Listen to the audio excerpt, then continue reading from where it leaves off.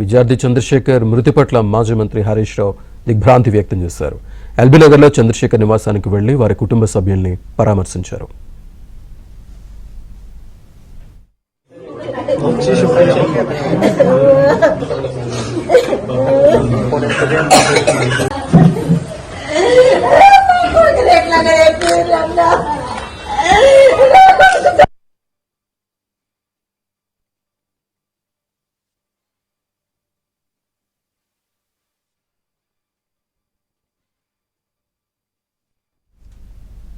విద్యార్థి చంద్రశేఖర్ మృతి పట్ల మాజీ మంత్రి హరీష్ రావు దిగ్భ్రాంతి వ్యక్తం చేశారు. ఎల్బీ నగర్లో చంద్రశేఖర్ నివాసానికి వెళ్లి వారి కుటుంబ సభ్యుల్ని పరామర్శించారు.